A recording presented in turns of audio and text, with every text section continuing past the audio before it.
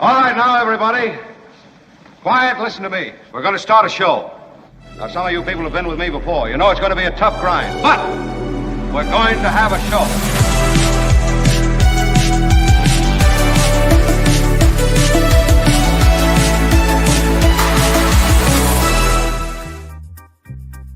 Oh, here I am. And just before this, it's D L Cauvin. It's not Mark Thompson. This is a whiny East Coast voice, not a clear West Coast baritone. Here, helping me guest host on this beautiful Friday is my assistant, my co-host, my Sherpa, Kim McAllister. Thank you, Kim. And helping us handle all the technical aspects is somebody who looks more demographically like a Sherpa from Berkeley, Albert. Hello, Albert. Good morning. Okay, that's enough talk from you. Okay, the nice intro did not mean you could take over the show. But yes, here I am. You scared him away. Yeah, it's so odd not having Mark introduce me. It's the training wheels are now off. That's and it? I'm just wobbling down the road of live internet radio, afraid that I'm going to fall. But I won't, hopefully. It's your show now, JL. It's your show now. It is, and I feel bolstered by one person calling me this guy in the comments yesterday. So I said, you know what? I feel like I'm part of the family now. Yeah, you're more than this guy to us. That's for sure. Thank you. Mm-hmm. And is the background music, am I in a 70s porn and the music's going to be there for the whole show? Nope, it ends right now. I didn't know if I was supposed to take off my shirt and offer to fix the plumbing or something. I wouldn't say no to that, friend. I would. Nothing. Oh, 30-year-old me, sure. 46-year-old me, extra layer being placed over my shirt. There's a reason that this place is fun. Well, it's nice to be here as always, and I think we had a good show yesterday, and let's try to make this one even better. And by us, I mean me. Let me try to be better today. I felt good yesterday. I want to feel great today. We've got some Friday stuff. The Friday show is super fun. I don't know if you've ever watched the Friday Fabulous Florida segment, where when things happen in Florida, it's kind of uniquely Florida. So we go back, we look at the week's events in Florida, and we kind of dip into what's going on there. Then awesome. And I just want to preview that. Ron DeSantis just got rid of fluoride in Florida water, so it's going to get even more fun in Florida now. Fewer teeth equals more fun. They already had a tooth problem because of the meth. And so now don't your teeth fall out if you do a lot of drugs? I don't know. So now you've got a double whammy, right? Yeah. Now the water, instead of being opponents of each other, the water and the meth can work in tandem. It's called bipartisanship. There you go. And then we've got Jim Avila, former White House correspondent, who'll come in and talk politics with us. And of course, today is movie review day. The culture blaster, Michael Snyder, sweeping in to offer reviews on movies and streaming options and pop culture, maybe even a little sports. So there you go. Whoa, sounds like enough politics. Let's talk the fun stuff. Well, the fun stuff includes Trump having a new grandchild. His daughter, Tiffany, had a new baby. And if I may, when Trump got the call from Tiffany, if I can replicate how that phone call went. Who? Poor Tiffany. Right now it's mating season and they're hungry. Sorry, wrong number. Bye-bye. Tiffany and her husband, Michael Boulos, welcomed their first child. And she posted a picture saying, "Welcome to the world, our sweet baby boy, Alexander Trump Boulos." So she's, zeroing in on that Trump name, didn't want to let it go. Yeah, that trust fund, there are stipulations to that trust fund. You got to somehow include the Trump name in there. So, yeah, they got married at Mar-a-Lago, she and her husband, in 2022, and now they have their baby boy. Did Trump, I heard, rumor has it Trump did not waive his appearance fee for their wedding. Yeah, he showed up free of charge. Maybe he didn't even make them pay the fee to hold an event at Mar-a-Lago. Who knows? Wow, wow! I didn't know he was such a good father. I'll believe it when I see it. And then we have this crazy story. And JL, I have to tell you, when I see a story like this, I think, okay, this is so outrageous and so crazy that I'm sure this is a moment where something really important is going on that they're trying to get me not to pay attention to. That's how wild the story is.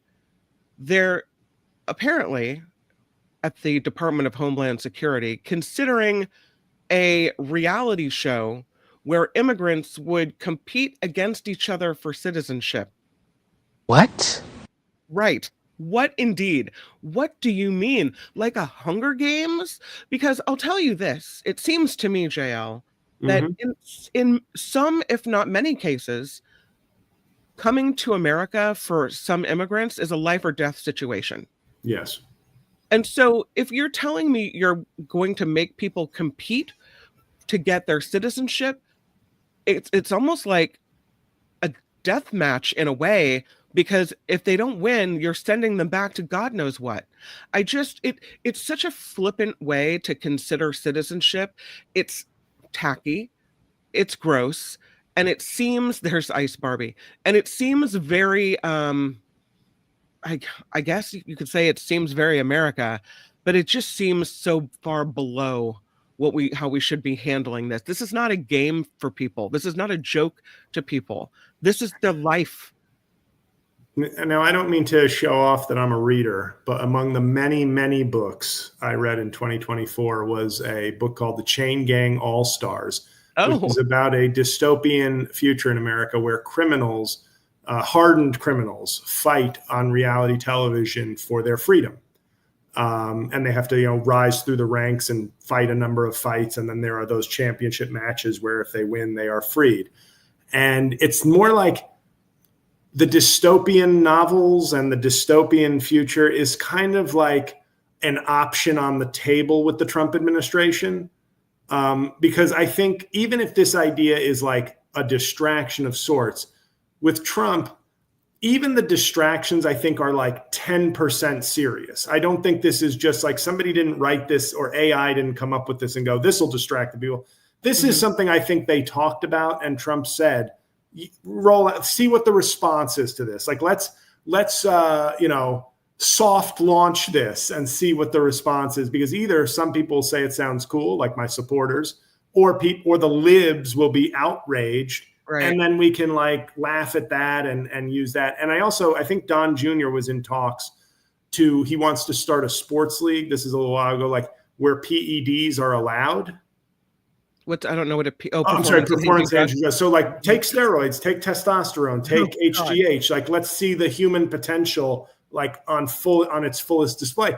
This could also be something where it's like, good news, we're not doing the Immigrant Fight Club, but we are doing the Roids Wrestling League or the HGH Basketball League. So it has to always, the problem with Trump is everything he says has to be taken somewhat seriously. Right. Not the Pope thing. That was a meme. That wasn't but an idea, and it's, once again, very presidential, even if it's a joke. Way to honor the office, way to show the dignity that the presidency should require. They said at the Department of Homeland Security that they get pitched stuff all the time, from documentaries on how ICE is working, that this is just another thing that was pitched, that there's nothing official yet, that they are considering it. One report says Kristi Noem, the Secretary of the Department of Homeland Security, says that she's supporting it.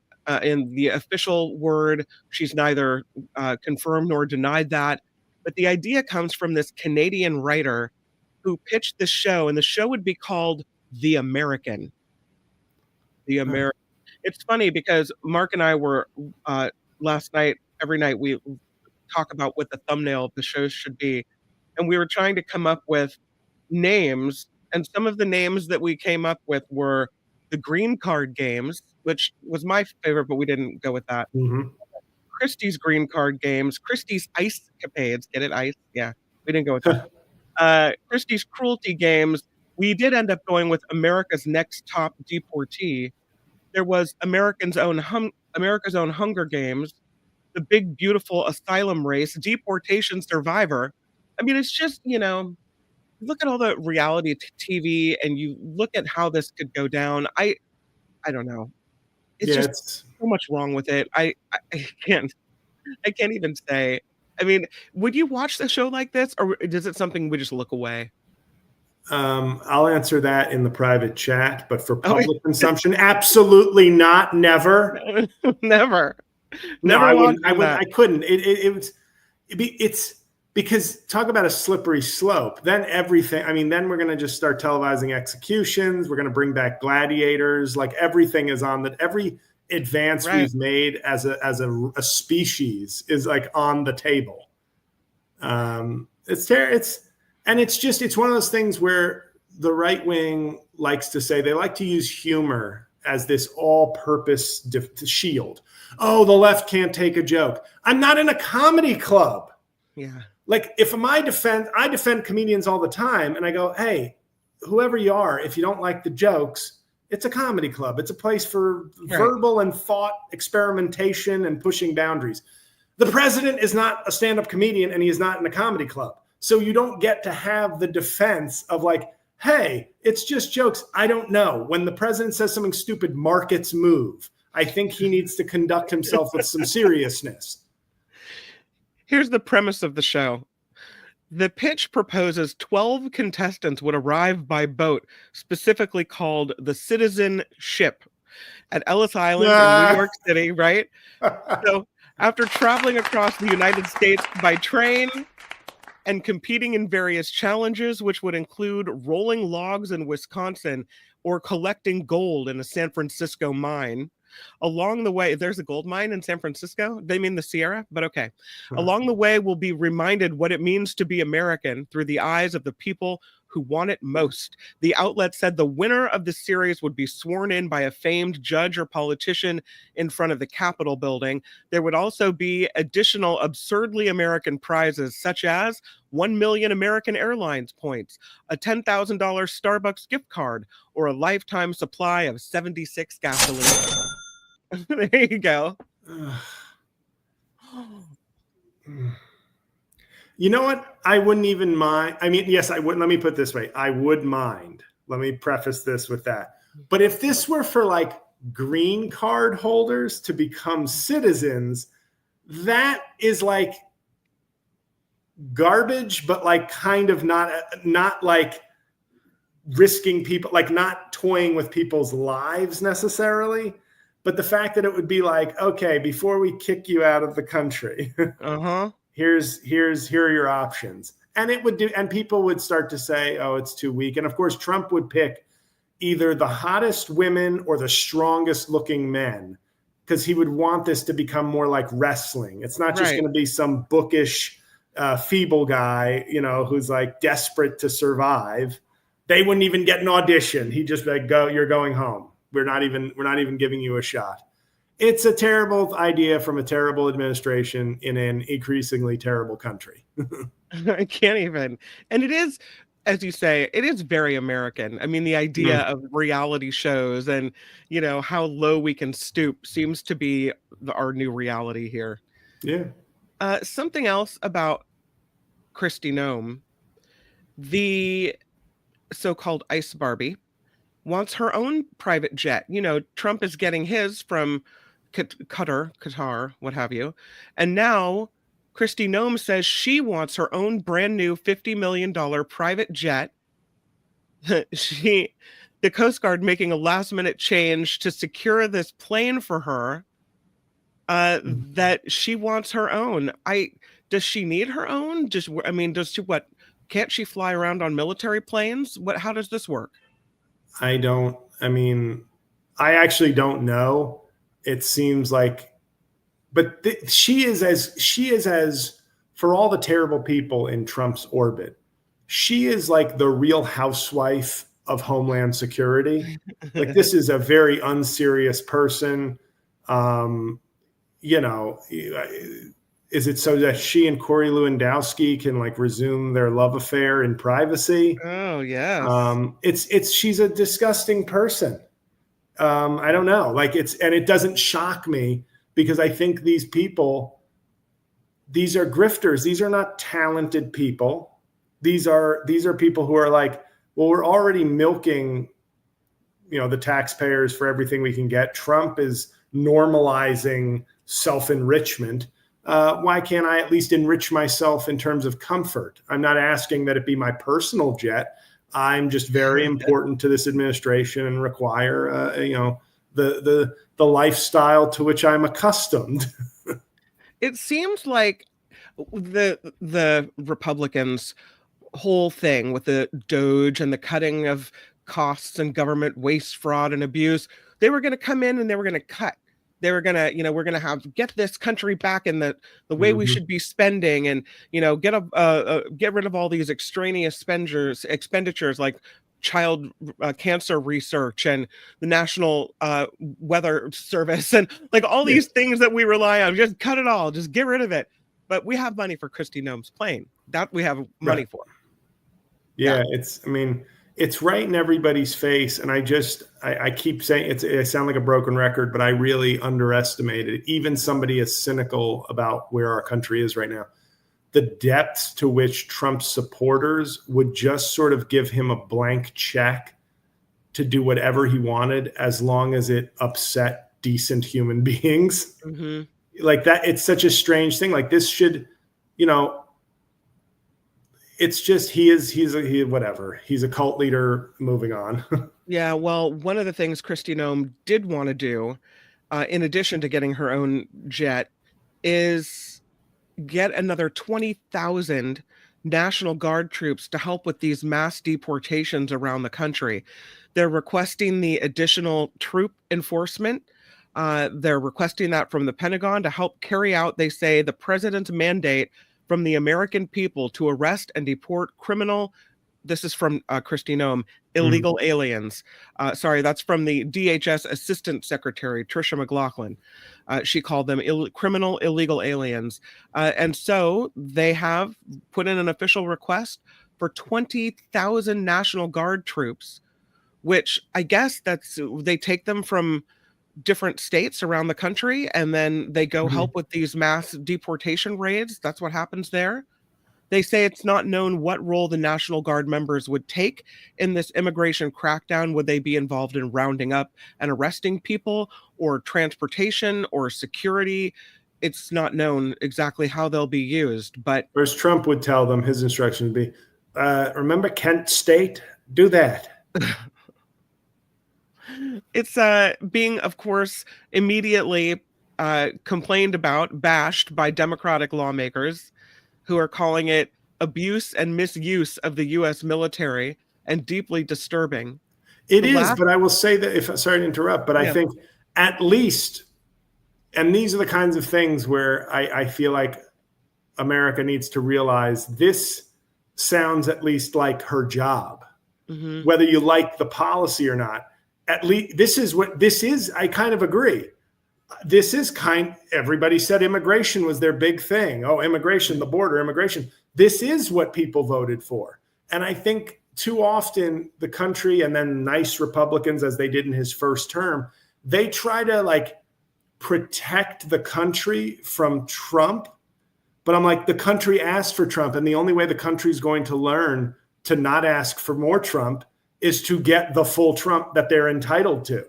By hiding things from him and by doing now he has carte blanche at this point because he has both houses of the government. But I agree, Democrats should speak up. But it's honestly, this is what America voted for. Yeah, it's gross, but it kind of is what they asked for pretty specifically.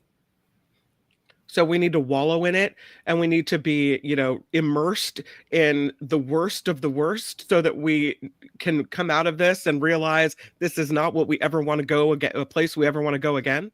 It sounds very heartless to say that, because that's not what I want to be the truth. But the only way to and the good, and I say good in quotes, the silver lining, if you will. In the first Trump term, he had too many normal Republicans who were like, that's unconstitutional. That's crazy. We're going to hide things from him. So I thought January 6th was oh, look, see, we got a glimpse of Trump when nobody's controlling him. And we almost had our first coup. And I thought, well, that's That should tell people, and that didn't tell people. Like, people were just like, yeah, but Biden's old and eggs are expensive, even though our economy is better than everywhere else. Mm-hmm. And I don't know, it may be a fool's errand to be like, no, once they see how truly bad Trump is, they'll get it. Maybe they won't. It seems like his supporters are, they will, jump in the volcano for him if he demands human sacrifice. But there is an element to this where people, I think, need to see what their fellow citizens vote for, and what the Trump administration is capable of and sort of empowered to do. I don't know how bad it has to get. I mean, I thought January 6th was as low as we were ever going to go. Too.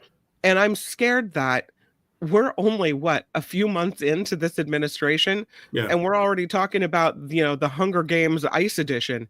So, I don't know how much further we have to sink until people say, oh, no. But I was reading a study recently. I think CBS News did this survey of Trump voters, and they looked at whether you would make the same vote again, knowing what was coming as far as all the things he's done so far. And most people said, the gist of the study said, I don't have it the numbers in front of me, but the gist of it was, we don't necessarily like what he's doing, but we would still vote the same way. Oh, that's great. So that tells me that maybe it hasn't gotten bad enough, JL. You're right. No. Things need to get even lower. And the danger is, what I really think at this point already is that I think the independents, the people who still say, if Joe Biden had stepped down earlier, we wouldn't be in this mess. Mm-hmm. Those are the people who I think need to be shaken out of their, no, I still don't have to blame. I still don't have to accept the fact that my country has 77 million people who want the Trump agenda. I'm going to pretend like 20 million of those people really didn't, and they felt Biden had screwed up so bad. No, wrong. You're wrong. And until you can let go of the Joe Biden's the problem kind of excuse making, those are the people who I think that unifying the left, the independent, the cynical left, the progressive left, all people who are not MAGA. Mm-hmm. That's the coalition that needs to become united. And yes, there's going to be people who will not compromise on certain issues, but there needs to be a sort of center for that, not a center of the country. Because as I've said before, if I say 2 + 2 is 4, and Fox News says 2 + 2 is 10, the right answer is not, well, I guess it's 7. Sometimes things are wrong, and you don't inch towards that. And I feel like the left overall, the entire, or just the anti-Trump constituency in this country, from there you can come to a governing coalition, a left of center progress, if not ultimately progressive. And that needs to be the path, finding the way to take everybody who's not for Trump and finding what the best path in the middle of that is. Because the MAGA movement can't really be factored in.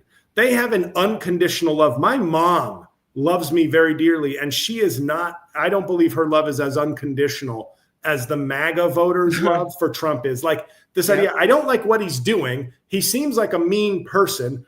Things are bad, but I'd still vote for him. What? He's not your dad or your child. He's the president. You're allowed to back off. Like when you list all the things that he's doing wrong that you don't agree with, only if you view him as a family member or a wounded puppy that you're nursing back to health should you still be like, but I'm still going to love him.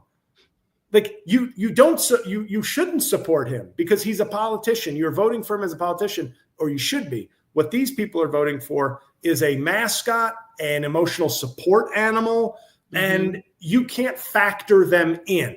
So if anybody, I mean anybody, and I know this is a little strident, if you voted for Donald Trump in 2024, I am not interested in bridge building, coalition building, finding a middle ground. You have selected the most extreme, awful person our country has ever produced in politics, and arguably outside of serial killers and molesters, although there's, who knows what he's done in his life. the worst person this country really has publicly produced. Yes. So finding a middle ground with those people, no, the goal is, what is the platform that can get the 250 million people who didn't vote for Trump on board to snuff this movement out, because they are in outer space as far as I'm concerned. And any middle ground with them is halfway towards outer space. It's not halfway towards a solution. Climate change is a hoax. Well, then it's kind of a hoax. Is our compromise? No. Immigrants are murdering and raping everybody. Am I supposed to go, they're sort of raping some and murdering some people? Or do I go, you're feeding garbage to people? There's no middle ground with garbage.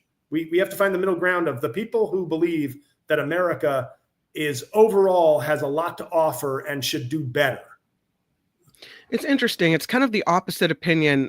My husband will say, well, it's not Trump, that Trump is the symptom, that we have, that America is, has this obviously ugly side to it. And there's racism underneath the surface. And that, Trump was just the person that came along that unlocked whatever it is that caused Americans to vote for him. And then I was talking to a friend last night on the Nikki Maduro show, my friend Nikki, and we were talking about whether or not this MAGA movement dies when Trump leaves office, is no longer president, whatever happens when he's not around anymore, or whether MAGA doesn't necessarily depend on, as you mentioned, this cult leader, this mascot, whether MAGA will still be around when the torch is passed to the next person. I wonder what your thoughts are on that.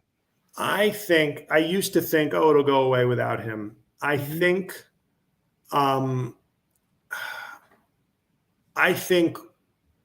that Trump, there were a bunch of factors. I think obviously you can talk about trade and gutting the manufacturing class as sort of early factors in creating this kind of resentment. But when a black president who goes out of his way to be sort of non-racial in his speeches and his, it was the outrage when he said, I believe was it Trayvon Martin, where he said, if I had a son, he might have looked like Trayvon Martin. Mm-hmm. And that was divisive because they had been waiting for years for Obama to be like, I know he's going to go black at some point. I know he's going to do something black that we can say, race, dividing. And by showing empathy to a murdered black child, that showed you how far gone they already were in terms of race. That was I can't believe he's dividing what? So the racism was there. Trump gave voice. He gave a feeling of, I'm going to take it back. I don't think that goes away. He's got support among young people. It's not like it's no longer the dying gasp from, angry racist seniors. It's racist MMA fans. It's racist podcasters. It's misogynistic and homophobic 20-year-olds who are fueling him just as much as some angry racist 80-year-old. And that's a bigger problem that it's now a renewable resource, the bigotry of the MAGA movement. Yes. And I think it stays. I think there may be ebbs and flows where you're going to need another charismatic, say what you want about the man, but he has boatloads of charisma. You'll need another charismatic messenger to give this movement full breath. They will be a very powerful political contingency, but I think without him, they will become a what's the word? Like a voting bloc. They will become an important, maybe the most important asset in the Republican Party, but no one, I don't think, on the scene currently, except maybe honestly Don Jr. And I don't think he doesn't have what his dad has, but he has maybe enough of what his dad has that you'll see some trail off. You'll see people falling off and being like, I support him, but I'm not too fired up. I didn't vote before Trump. That was my guy. I don't know if I'm going to go sign up and attend rallies and do the same things I would do for Trump. But it's going to remain a powerful voting bloc at the very least. Speaking of the the moment when Trump is not in office anymore or gone, there's when the angels call him home. Speaking of that, the Trump administration officials say the Secret Service is now investigating Comey. Is it James Comey? Jim to his friends, but James to you. James Comey, because he put this on social media. 8647.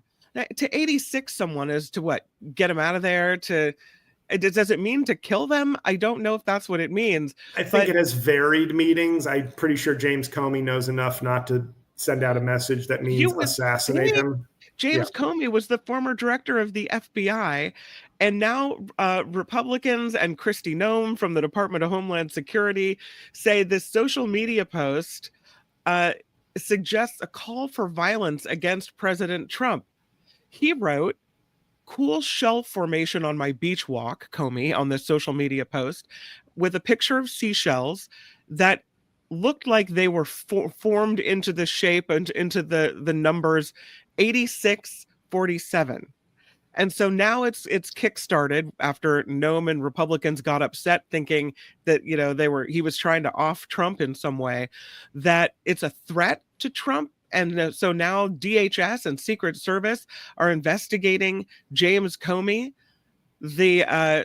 According to the story I'm reading out of Merriam-Webster, the official meaning of 86 is a slang meaning to throw out, to get rid of, to refuse service to.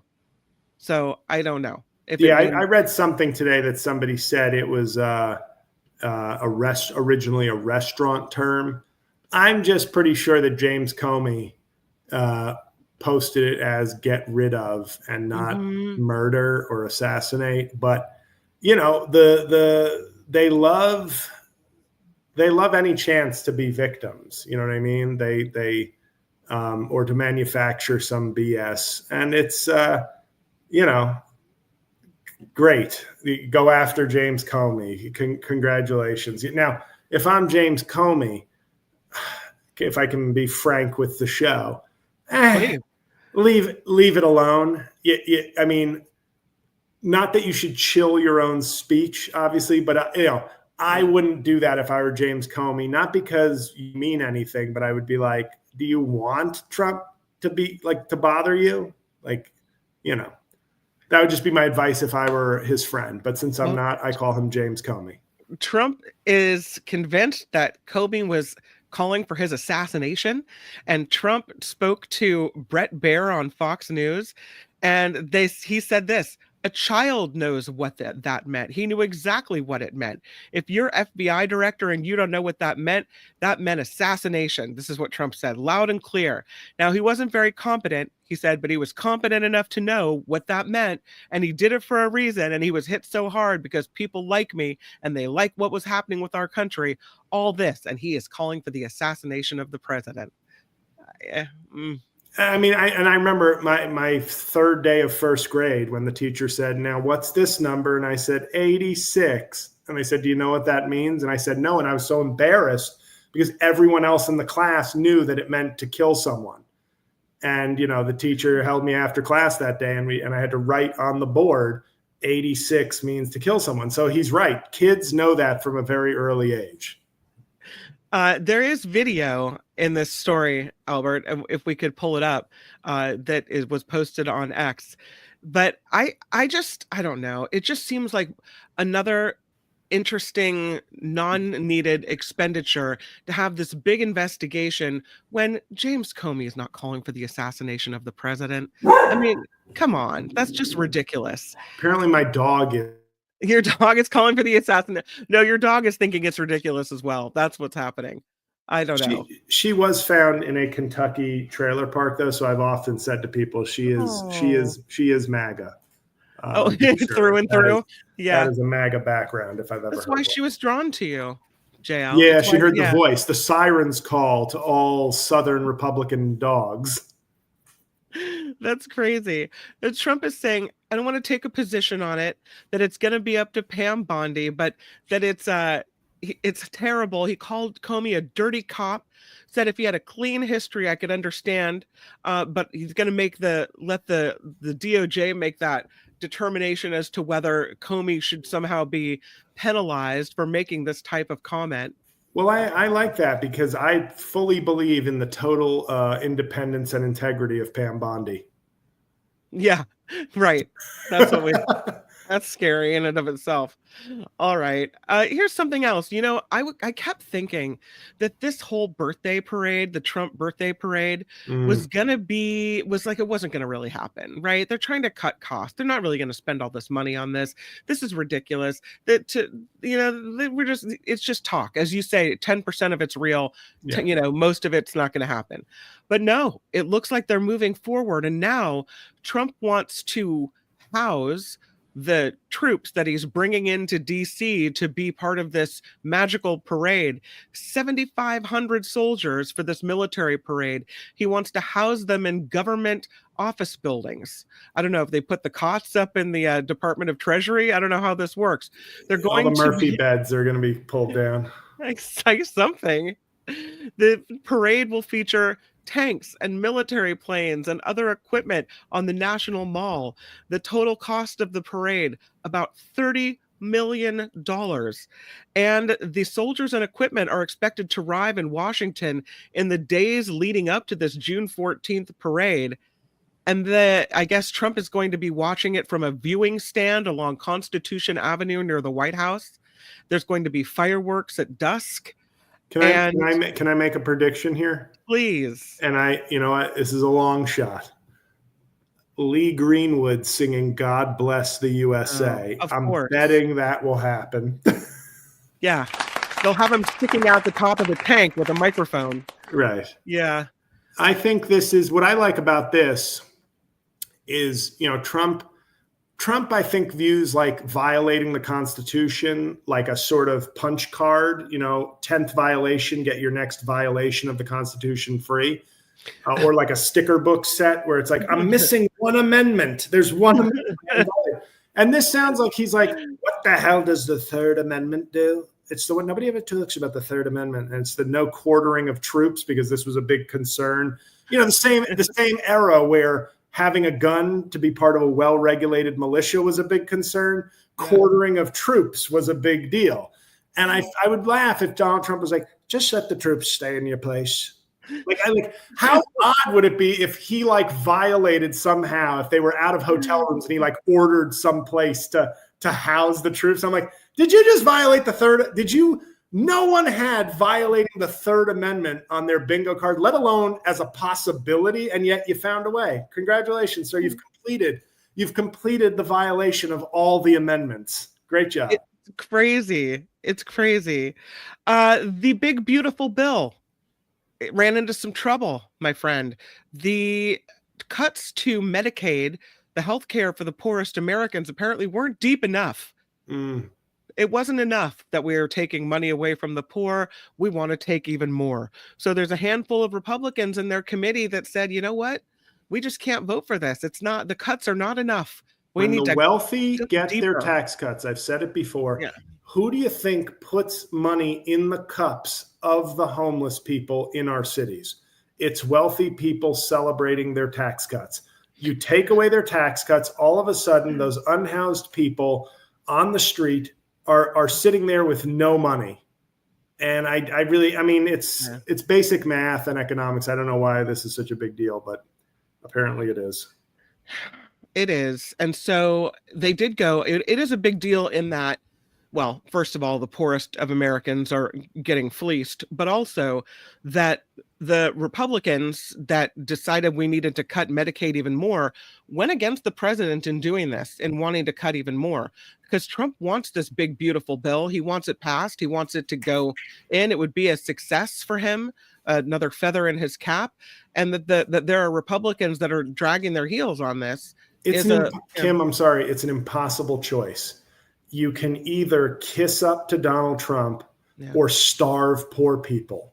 How do you, if you're a devoted MAGA Republican and you're literally sitting there going I it's like trying to choose your favorite child. Like you have to kill one of your kids. It's like, how can I turn my back on Donald Trump? But yet, how can I let poor people have medical coverage?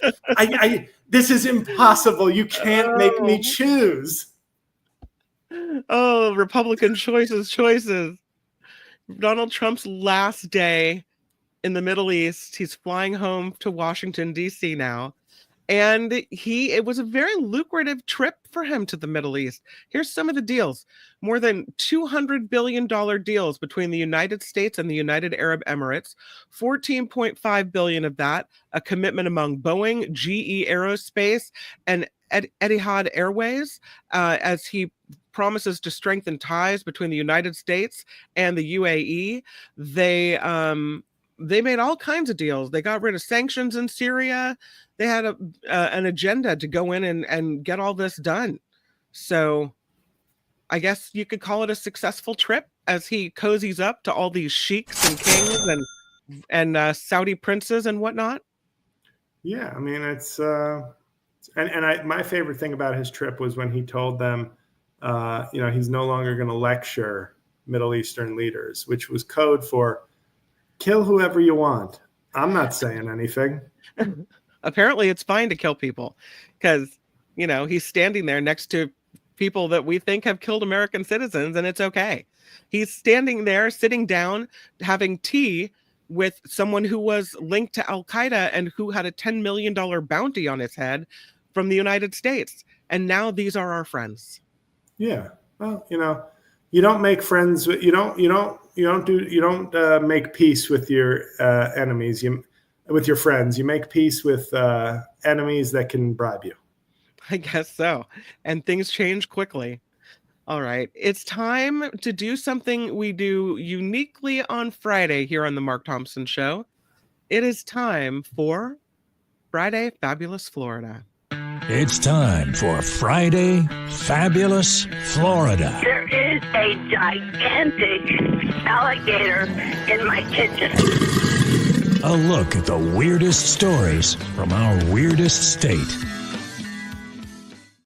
If you're not familiar with the way Friday Fabulous Florida works, we have 3 stories, and after we read them, we recap them, we vote on them. There's a poll that will be going up in the chat, and then we pick our favorite. So that's how it works. And Excellent. How about I read you the stories, and then you can let me know your thoughts as we go through this. Mm-hmm. The first Friday Fabulous Florida offering that Albert has set aside for us: inmates' last words before execution, President Trump, keep making America great. This is a bad guy, a guy who is thought to have been a serial killer, who's claimed to have killed as many as 70 people, although that has never been proven, but he's claimed that this is the case. He is put to death for a murder. The Casanova Killer is his nickname. And these are his last words. He said, let's see, his name is Rogers. His name is Glenn Rogers, known as the Casanova Killer, as he's strapped down to the execution gurney seconds before he's given the lethal injection. His last words are, keep making America great. There's never been anything like this. Mm-hmm. Yeah. Even his wife was like, what the hell? Those were his last words? Yeah. Oh, that's great. I know. So I won't go into detail on his heinous crimes, but just that was his last message to his victims, to America, to whatever. So he's put to death in Florida, and that's how that goes. Well, Florida lost an inmate, and we lost a future federal judge appointed by Donald Trump. Yes, we did. This Florida cat escapes a vet after the procedure, travels 3 miles back home. This is a Florida cat, started as a routine vet visit in Lakeland, Florida, and turned into an epic journey. George the cat just got neutered at the SPCA Florida when he managed an escape, breaking out of his cage, scaling fencing, vanishing into the wind. Staff at the clinic tried everything to catch him. They were hoisting each other over fences, trying to get a hold of George, but George was already on the move. He popped his cage open, and then he ran out of there, gone in seconds. George still had anesthesia drugs in his system as he ran away, making his dash for freedom. Days later, he shocked everyone, somehow making it back to his home 3 miles away. He had to go through 2 or 3 subdivisions, around a couple of lakes, cross 5 or 6 roads, and somehow made it home. It was instinct. They say maybe it was also a little bit of love.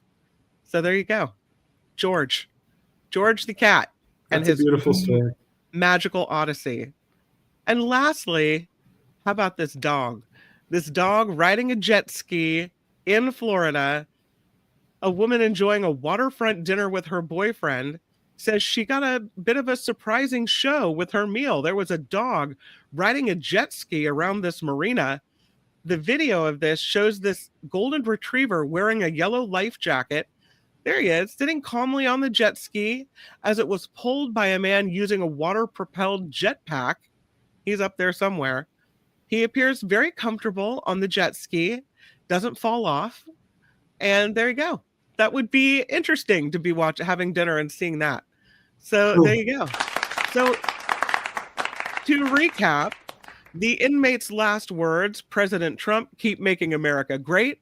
The Florida cat escaping the vet procedure and then somehow making its way 3 miles home, or the dog riding the jet ski in Florida. And I will ask you, Albert, how does it look in the polling so far? Everybody likes the cat story. I like the cat story. It's like a real life Homeward Bound, which is heartwarming. I'd never think that a cat could do that. But also shout out, it's also still on its anesthesia as its way home. What's your favorite, Albert? Oh, the cat. It's leading the chat and 60% of the vote. All right. Jail, which story is your choice for the day? I mean, the cat is obviously heartwarming and makes me happy. But the guy and I love golden retrievers. I just view that story eventually leading to like the retriever falling off, the man's jetpack exploding. I feel like that's a full Florida story. But the guy saying "Keep making America great again" as his final words in a Florida death chamber. Yeah, is so that's a 10 out of 10 Florida. It is very Florida. I think I'm gonna have to pick the dog on the jet ski. Oh, okay. Yeah, I did enjoy the dog on the jet ski. I think I would like to see that in person. And that is Friday Fabulous Florida. This has been Friday Fabulous Florida. There is a gigantic alligator in my kitchen. Y'all come back now, here. That's not Friday till we get a Friday Fabulous Florida in the books. So there you have it.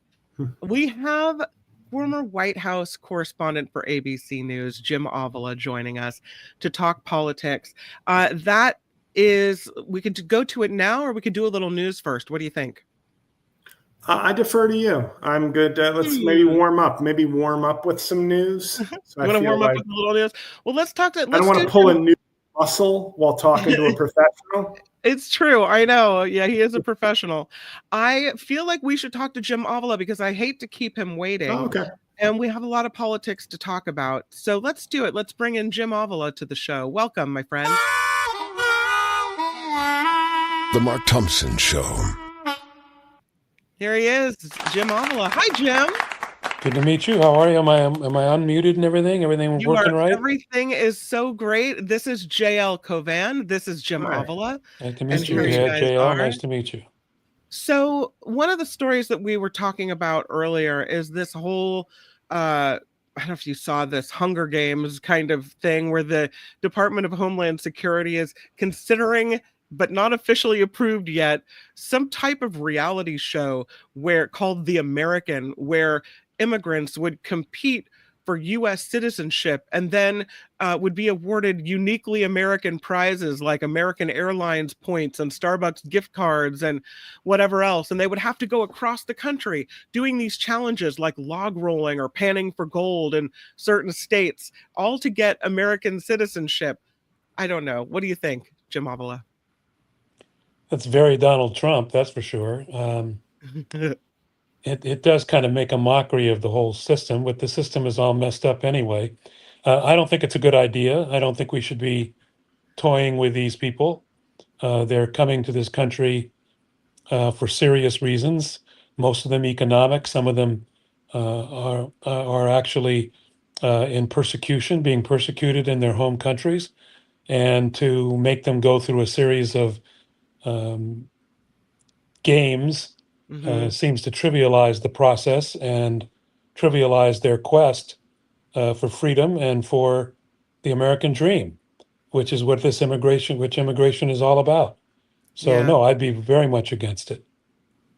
It's interesting. We have also another story about Kristi Noem, who's now wanting her $50 million private jet as well, because it's not enough for Trump to get this Qatari airline or jet. She wants one too. And there's money being spent on this birthday parade, when I thought this was supposed to be the party of the cutting, the Doge, the getting rid of the waste, fraud, and abuse. And it seems like they're spending an awful lot. 30 million on a parade. She wants a $50 million jet. I guess maybe this is the party of spending after all. Yeah, Kristi Noem she has provided us a lot of entertainment. With her Rolex watches in front of the jail and her other, killing her dogs and things like that. Mm-hmm. But she's also a very dangerous person. And it was really brought out during hearings, both Senate and House hearings this week. Probably the most entertaining of all was watching her squirm as she couldn't answer a straight question. So she's been ordered, Homeland Security has been ordered by the Federal Appeals Court to return, and by the Supreme Court, to return the El Salvadoran immigrant that they took by mistake to the El Salvador prison. Mm-hmm. And so she was asked point blank several times in the House hearing what they have done, what concrete steps have they made, and she could not answer time after time after time because they haven't taken any. And she risks being in big trouble for that. And she's an example of all the best people that Donald Trump continues to put into office. The judge in that case, the Kilmar Abrego Garcia case, is hearing arguments over the claim of state secrets privilege. The Trump administration is saying, their lawyers are saying, hey, we can't provide you the documentation of whether or not we're facilitating the release of Garcia because it's state secrets and we can't share these secret documents for, national security reasons. We can't do that. And so this is now underway in the courts with this argument being made. I don't see this guy ever coming back. Well, I think that they're going to do everything they can not to have him come back. But hopefully what this means is that if they don't start showing what they're doing to bring him back, that somebody, hopefully Stephen Miller, is going to land up in jail for contempt of court. That would be the best outcome, is that they get serious about the Trump administration flaunting the rule of law. They also claimed, not only do they claim to be frugal, they claim to be in favor of rule of law, and they've certainly pointed out that they're not. And I'm hoping all law and order. I'm hoping Stephen Miller is the guy who takes the fall for all this, because he's really the one who's behind it. Do you think, if I may ask, but as soon as you said, it'd be great to see Stephen Miller in, contempt of court in jail, is assuming if these were federal courts, couldn't Trump just sort of say, "Oh, I'm pardoning Stephen Miller"? Could he pardon him? Well, could he pardon him from a contempt charge?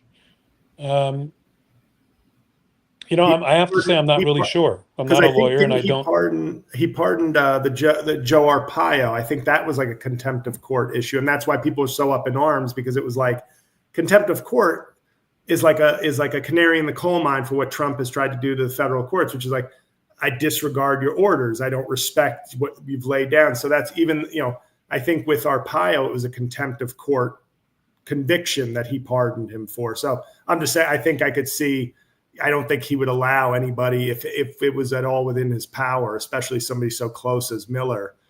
It'd be nice to see him have to use it, just even at least to have that happen, and that he would have to exercise that power. But I think you make a good point there. But also it would be worth it just to have Stephen Miller in jail for a couple hours. Sure, a lot can happen in a couple of hours. Yeah, I mean, yes, he might be able to get him out by pardon, but those first few hours will be very sweet.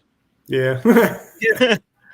Can we move to the big beautiful bill, which fell on hard times because there are few Republicans that wouldn't vote to move their items on Medicaid out of committee because they didn't feel that the cuts were deep enough. But I saw this story about all the pork in the big beautiful bill as well. In the legislation, it includes $1 billion tax break on gun silencers. Multinational corporations would get an $800 million tax cut on income in the Virgin Islands. That's in there as well. Gym memberships could be paid out of health savings accounts at a cost of $10 billion. That one's not so bad. Banks would get a $1 billion tax cut on interest income flowing from loans secured by farms and ranches. There are special provisions for Uber drivers, waiters, people who produce sound recordings, Purple Heart winners, drivers with car loans, people who work overtime, and others. It's interesting, all the little things that are stuck into these types of legislation. I'll only vote for it if you do thing X for, my backer or my supporters or what have you. Is the sound recording thing like, did Joe Rogan slip that in as like a broad exemption for podcasters or something? I don't know. I have to look more deeply into that. That's crazy. What they're doing is interesting, as you pointed out before, Kim, is that this is supposed to be the cost-cutting people, but right. They've also extended no taxes on tips, no taxes on overtime, which that's all fine and good. And I have kids who are waiters and bartenders, and that's great for them, but it's going to cost a lot of money, billions of dollars, and so that has to be figured in. I'd rather see those tax cuts, frankly, than the tax cuts they are giving, which is to the rich. But they're not doing what they said they were going to do. They're not really cost cutting. The only place that they seem to be cost cutting is RFK is decimating the entire human services, health and human services department for billions and billions of dollars, and stopping programs that are saving lives. We don't need that, Jim. We don't need to save lives. Don't worry about it. That's just, his appearance on Capitol Hill yesterday was a joke as well, where he wouldn't answer a straight question and lied repeatedly in front of in Congress. I wish they would refer him to the Justice Department for a perjury charge, because he lied in the same hearing. He would say one thing and then the other. It's really a shame what has been done to the Kennedy name by this guy. It's just awful. There was a big protest during the RFK Jr. hearings as well, including, we had video yesterday of Ben from Ben & Jerry's ice cream who got carried out of there. The people were there protesting and at least not letting it go silently as he's sitting up there talking about anti-vax stuff and all the rest. And this whole MAHA movement, Make America Healthy Again. Yeah, he continually throws vaccines under the bus and then claims that he's not. He he says that don't take my advice. But you're the Health and Human Services cabinet secretary. How can we not take your advice? You're supposed to be listening to your scientists and then passing that information on to us about what we should be doing. And instead, he's just trying to muddy the waters. Another thing in this big, beautiful bill, this to both of you, to JL and Jim, is a quiet effort to give Trump even more power. This story alleges that there's a provision in the big, beautiful bill which mimics one that passed the House in 2024. And what it would do is give Trump new powers to attack and destroy nonprofit groups at his discretion.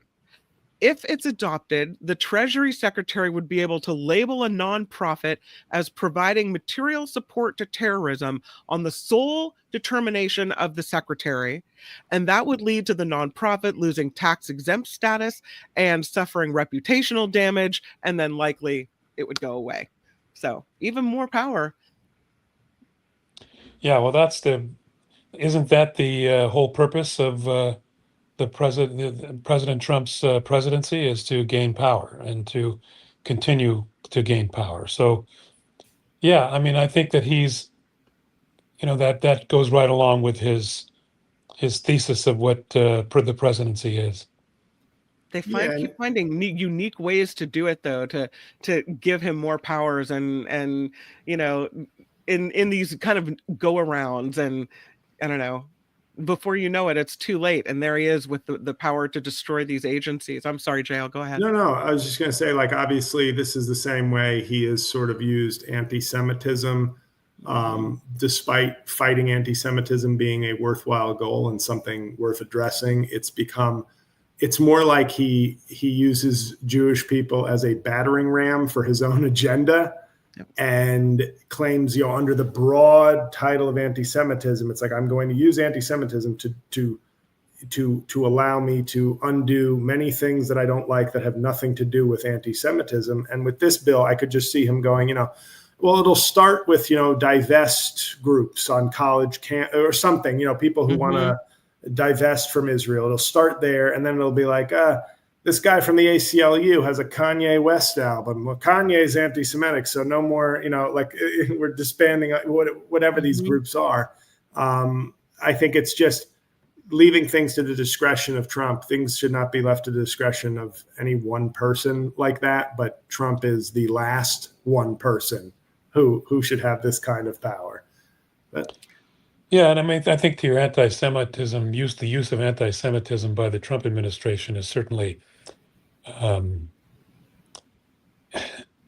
hypocritical at best, and that's a kind way of putting it.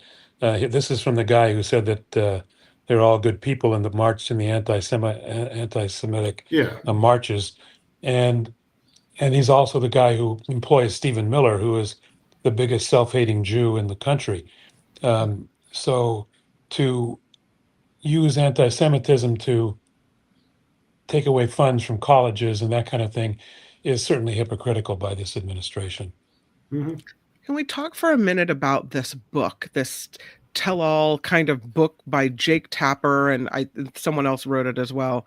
And it's about what happened with President Biden, and that there's allegations that the staff members and others in the Biden administration were protecting and hiding information about how diminished he was. And now today we see the story that Beto O'Rourke is saying that President Biden failed this country and that future generations might have to pay a price for this.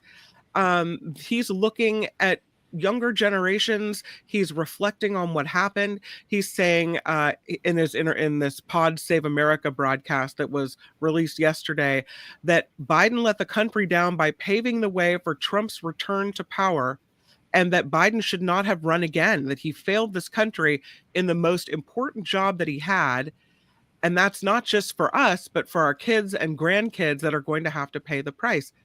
He thinks that President Biden should have settled on the idea of this one-term presidency, kind of that he had said that he was only going to run once, and that called from the outset for an open primary, and that would have excited people who want change. But he said that President Biden failed on this account.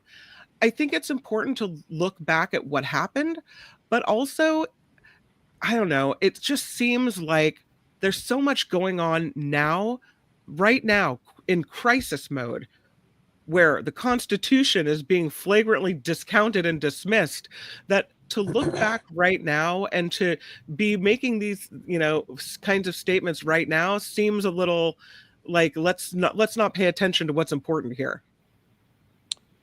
Well, I think you make a good point, Kim, is that yes, we have to look to the future is more important than the past. However, I, for one, feel betrayed. I think that the people in the Biden White House hid the degree of his frailty, and that he should have kept his promise. I agree with Beto O'Rourke. I've been saying this, that Joe Biden should have kept his promise to be a transitional president, to get us out of Donald Trump. Then he would have had an incredible legacy. Now I believe he has tarnished that legacy. He is largely responsible for the re-election of Donald Trump because he didn't allow the Democrats to run a primary, to have a clean candidate, the biggest problem that Kamala Harris had, she's a great campaigner and she did a great job. The biggest problem she had is she was tied to Joe Biden, and she was so loyal that she couldn't pull away from him. And I think somebody like Pritzker or Gavin Newsom or Amy Klobuchar, those type of folks would have pulled away from Biden, or could have pulled away from Biden a little bit easier. And Biden should have just stepped back so that nobody had to really pull away from him. It really is a shame what he's done. He was never my first choice for the Democratic candidate. Joe Biden was not. He was sort of the consensus. Well, he does the least harm. He's middle of the road. Maybe he can beat Donald Trump, and he did. But I really, I would have liked to have seen somebody else, and I certainly didn't want to see Joe Biden try to be president a second time. No. I mean, do you feel, JL, that he failed us?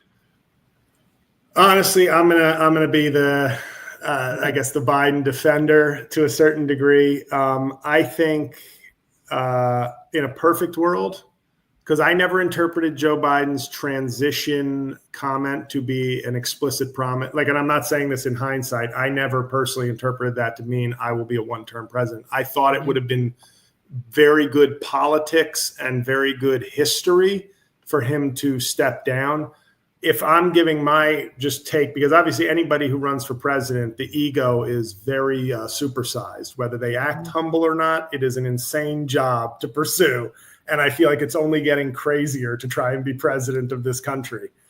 But because ego is involved, I really felt that Joe Biden had an outstanding first 2 years, like a very strong, not just like pretty good for, I thought with a 50-50 Senate, he had a tremendous 2 years. And I feel like, just to defend him on a personal level, it felt like he never even got a sort of victory lap. It just became well, are you going to support him? Well, I don't know. We'll see. If he runs, maybe I will. Like, there was no Democrats, maybe many of these Democrats knew what we didn't know, which was he's a little shakier than you think. So I don't want to go against the sitting president, but maybe he's not all there. Like, I can remember my governor, Phil Murphy, sort of saying, if he runs, I'll support him, which is a weird endorsement of a sitting president in his first term who's doing a good job. But I come back to my main thought on this. So in a perfect world, he steps down. I think it's a little, given what we've seen from this country and who they're willing to support, I think it's no guarantee that Gavin Newsom or J.B. Pritzker or any number of very qualified, talented politicians would have beaten Trump. I get that the baggage of Biden is one thing, but I still can't trust an electorate that will give 77 million votes to Donald Trump, who was going up against Kamala Harris. I know she didn't have all that time and she was tied to Trump, but it wasn't Biden. So if age or frailty was part of your concern, Harris was the choice, not Trump. And I just think when the history is written, I know Biden will have a Shakespearean tragic role in this, of the person who did the great thing and then couldn't remove himself, couldn't take himself out to complete the great thing, maybe. But I still think the 77 million people who voted for Trump, to me, the title of the book 20 years from now is The Worst Voters in American History. And also Joe Biden could have made some changes too. Maybe I'm the worst voter in American history, because I think that I would rather have a half of a President Biden, as diminished as now we understand that he was, rather than a Trump. If you gave me a choice today, I'd still take the guy who. But the point is, Kim, it's not a binary choice. Mm-hmm. There was a way to get around that choice. Sure, absolutely. And that's what needed to be done. Is that, Biden, you're right, was a good president for the first couple of years, but clearly his mental capacity diminished in the second 2 years, and he was barely hanging on. And, while the country continued to run because of his aides and because of Vice President Harris, I suppose in some ways, it was not running at the same speed that it was before, and that clearly the debate showed that he could not have beaten Donald Trump the second time.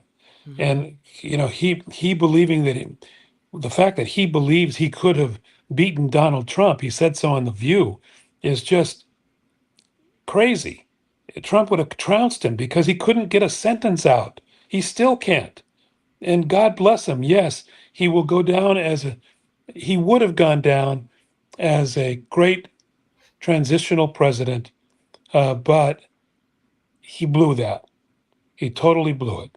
And he is a leading reason why we have Donald Trump as president. Not Kamala Harris. It's Joe Biden's fault, in my opinion.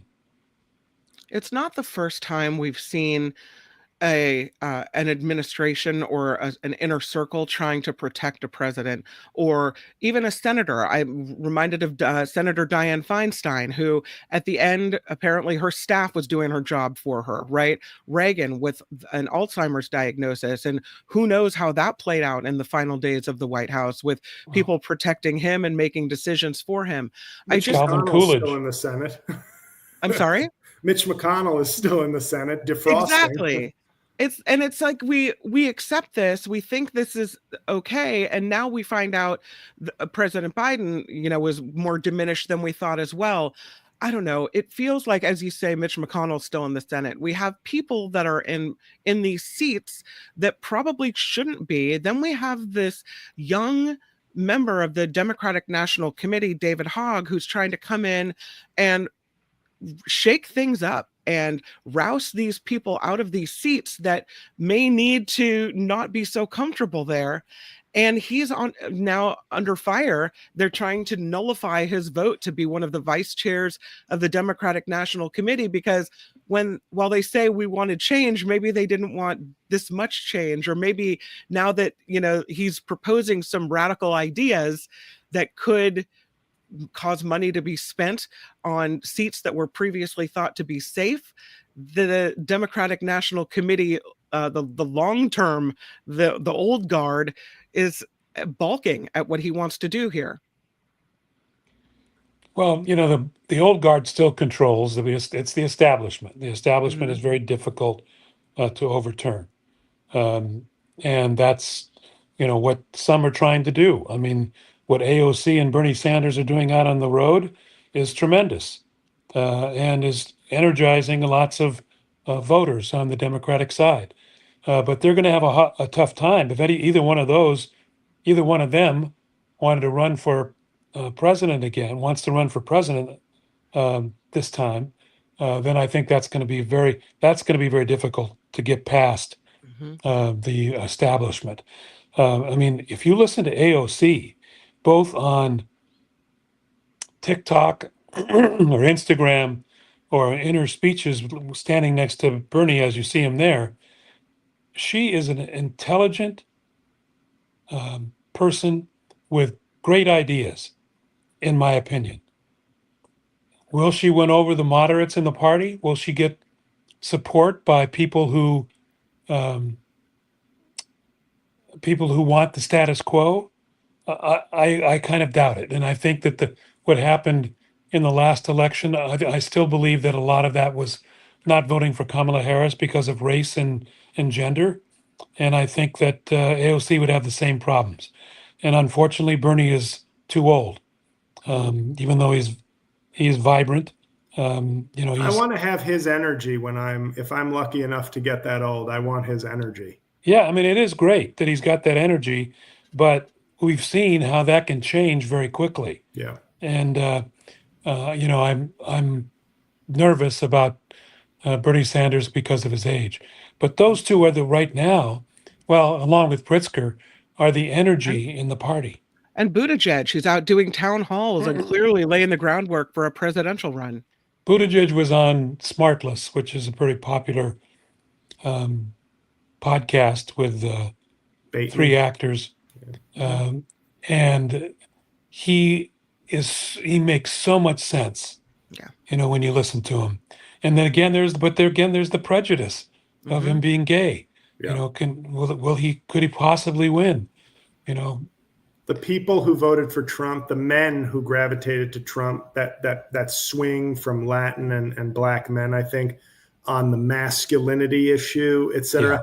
I think I would love. I donated to Buttigieg when he first announced in I guess 2020, and I think he's a elite generational sort of political talent. But it's hard at this point to say Kennedy-esque. He really is. Yeah, to say America's ready for a married gay man president. Like I hate saying this because I would love to vote for him. But it's like, I don't believe in and like I said, to respectfully disagree, my beef is still with the 77 million people who said, I choose Donald Trump over Kamala Harris. Yeah. And I am pretty certain that they will say, I choose whoever traditional. I choose somebody traditional, quote unquote, over Pete Buttigieg. Sure, he makes sense, but what will leaders think when they're meeting his husband? And that'll make us look weak. And I think, and that's the nice way of putting it. That's the nice way of spinning prejudice. And I think that'll be operating on a lot of people's subconscious, and it's unfortunate. So we can't have Buttigieg because he's gay. We can't have AOC because she's a woman and a or woman Whitmer. of color. Throw Whitmer out as well. Or Whitmer gone. And we can't have Bernie Sanders because too old. And also maybe not the right religion, right? So who can we have? Who is there? Who's the straight white dude? Wes Moore is the fit, telegenic military service black man, and went to elementary school with him. Who I think could be somebody that will just kind of fit a vibe, like a sort of, yes, that's a leader, that's a strong man, that's a good man, kind of So the misogynists are okay with that. That's good. Yeah. Yeah. Okay.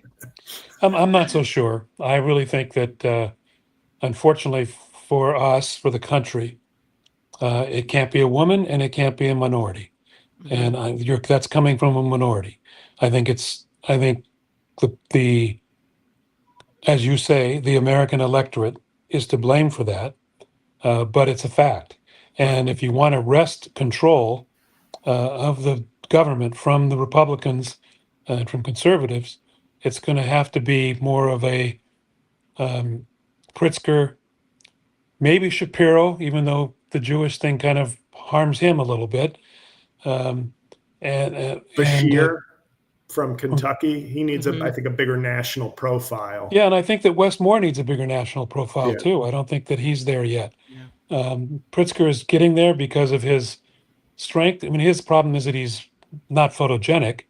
And GovGav, we've got GovGav, Governor Gavin Newsom. Gavin Newsom, who is overly photogenic. I was just about to say, I think he might be penalized for me. You can't be better looking than the actor who will play you in the movie. Yeah. But I mean, I do like what, unlike a lot of Democrats, I do like what Newsom is doing, which he is I didn't like that he had Steve Bannon on. I think that was wrong. But because you shouldn't platform a guy who's as crazy as he is. Right. But moving toward the center, being willing to listen to the other side, I think is going to be a smart strategy when it comes to the election. In the primary, it could be a problem. But in the general election, it could be very helpful. And Newsom, reputation as a way to the left guy who has problems in his home state of homelessness and things like that, needs to make some kind of move toward the center. And I think that's what he's doing. Well, you're referencing the podcast that he's doing where he's inviting these ultra conservatives and some MAGA members on to try to understand what they're talking about. But he's being called a sellout because of this. And there are people in California that are like, what is he even doing? And you mentioned the homeless situation in San Francisco. He tried to solve homelessness with Care Not Cash. In the statewide office of governor, he tried to solve homelessness by, hauling people into court to force them to get treatment. And still, if you look around on the streets of California, we're spending so much money and it's really not that much better. You still have tent encampments all over the place and homelessness is a huge problem. So I don't know if you go onto a national stage and run for president when you can't fix problems here at home. Well, he's got some answers to that, Kim, in that he has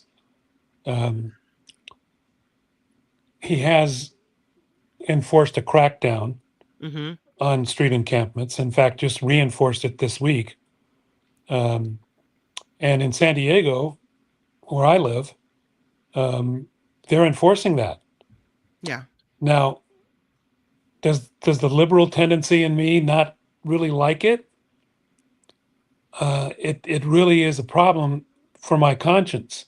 But at the same time, I don't like it when I walk down the street either and feel a little bit unsafe because there's people who are in the street, sleeping on the sidewalk.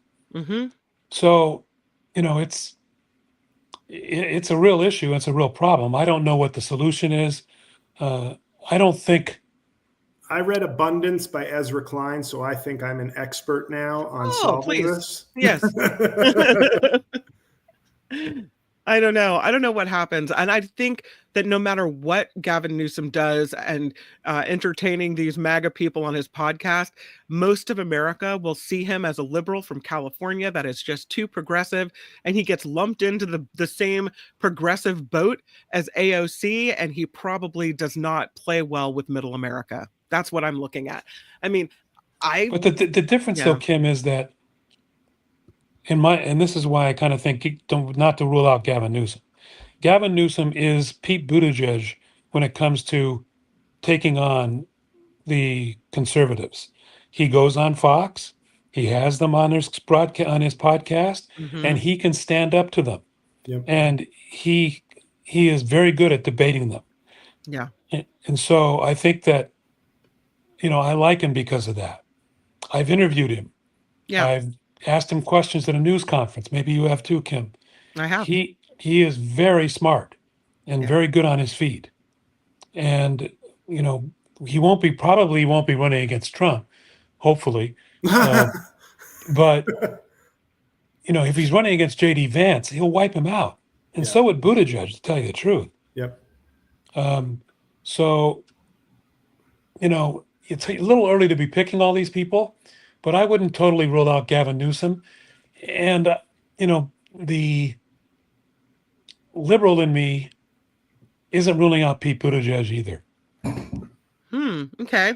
That's interesting. I don't know. I did once interview Gavin Newsom. I was sent to a trash recycling facility outside San Francisco, and I must have been 8 months pregnant at the time.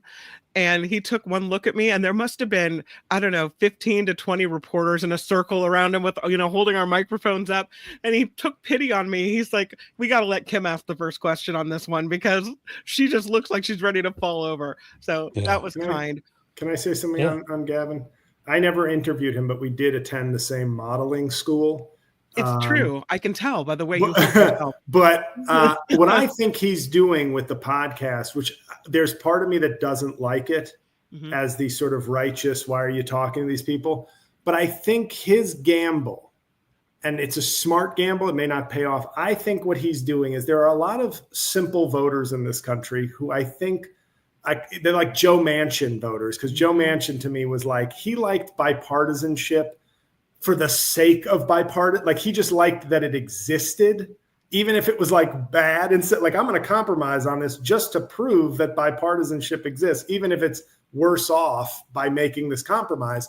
And I think what he's doing is he'll be able to tell people that maybe that 0.5% of independent voters, like, hey, I talked to them. And there will be some people who go, you know what? I kind of like that he talked to them. Even if I don't agree with him or the other side, he listened and he talked. And it's a kind of performative bipartisanship that I think, if you're looking to win on the margins somewhere or a battleground state or something, I think that might help you. If you're trying to, if an election is going to be close, you need every vote, every constituency. And I think maybe that's his sort of plan, because I can't imagine he thinks if he was put up to a lie detector, I learned a lot from Charlie Kirk. No. Well, I think it's a strategy. It certainly is a strategy. And you could either look at it as disingenuous or you can look at it as smart. And I think it's smart. I think you should be, I would rather see him put on his platform and his podcast, not firebrands and people who just spew out lies like Charlie Kirk and Steve Bannon. I think that's a line he shouldn't cross, and I think he shouldn't have done that. But talking to other conservatives is a good idea, I think. And debating them is a good idea. That's what Pete does, and it works.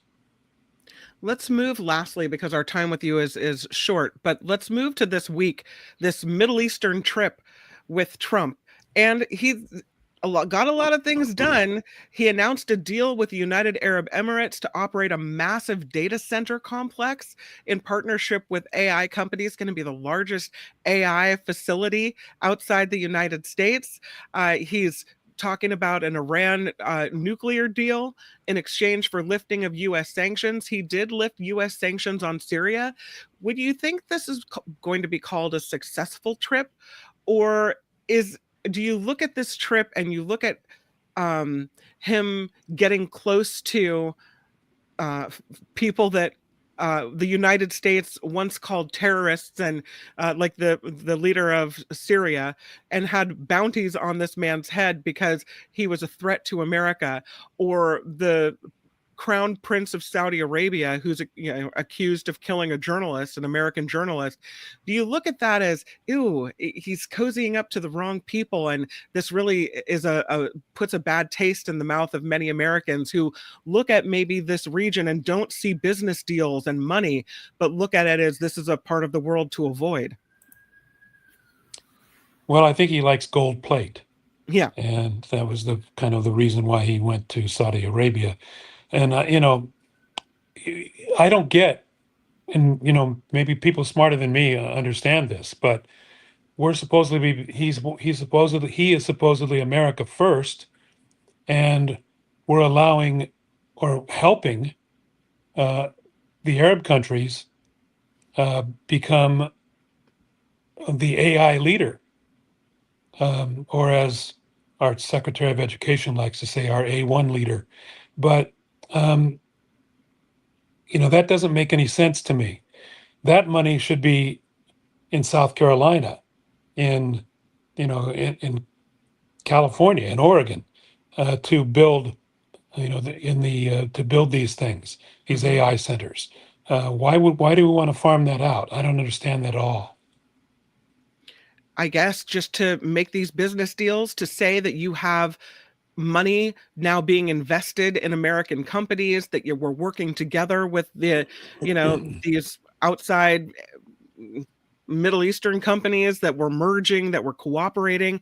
I don't know either, Jim Avila. They get first dibs on Trump meme coins, though. Like, who's going to pass up that deal? Yeah, I think most of this trip was so that his sons can follow up and go in there and make more millions of dollars, which I don't understand why they need it, but apparently they feel that they do. Oh, we have a drop. Saudi Arabia pays cash, and that seems to be the case. Jim Avila, thank you for being here and for your takes on this week in politics. So appreciate you. Glad to be here. Thank you. Nice meeting you, Jay. Have a great weekend. Bye, Jim Avila. So great. We have some people to thank that I have been remiss. And so let's do it. Harry popping in with a $5 Friday. That's the admission price for the Citizenship games. He says, Thank you. Thank you so much for contributing to the show. Barry writes, you are both doing well. I think we have to hit rock bottom financially before we can clean things up politically. That's $5 from Barry. Yeah, we might, as you know, as you were saying earlier, so JL, that we do have to hit rock bottom before we realize that maybe that was a bad vote by America. Yeah. Luis with 5. Irony. Trump cool with people who actually kill people, but a dude playing with seashells is an obvious grave threat needing investigation. I don't know what's going to happen with this whole seashells on the beach 86-47 situation. Oh, thank you, Luis, for the $5, and I appreciate your words. And then Chaplain Fred comes in with a couple bucks and says Katie Porter can be a good choice, talking about the next Democrat. I don't know, Chaplain Fred. Katie Porter's a woman, and as we've seen, an outspoken woman, and no offense to Katie Porter, you know, Republicans will one day probably elect the first female president, and she will look like a Fox News anchor. Right. Trim, tall, athletic, fierce, beautiful, and says all the right things and shows like family values, deference. And Katie Porter is, you know, snarky, aggressive. I don't mean those as insults. Outspoken, working mom. That's not what this country will buy as its first female president. Right.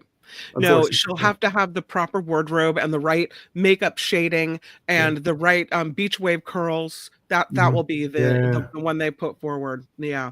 So thank you to everyone for contributing to the show. We need that very much as we ended the spring ka-ching just days ago. But the ad revenue is a little down because it seems like, thank you for the ka-ching. It seems like maybe there are more conservative shows being pushed on outlets like YouTube. So we depend on your contributions, kind of like a PBS model. So thank you for that. You can always find us at themarkthompsonshow.com. That's where the Patreon and the PayPal links are. And as you saw, the super chats and super stickers are welcome too. Well, we have our movie reviews coming up. I can mail a tote bag. I have, it's not anything cool, but I just have too many tote bags in my closet. So like, can we do you get a random tote bag? Not a Mark Thompson Show tote bag. You have to get from whatever store near you. Yeah. Hey, don't discount the tote bag. We could hit a little break here, a little sounder break, so y'all can take a break. So we'll just take a minute, and then we'll get to Michael Snyder next. Let's do it. Thank you.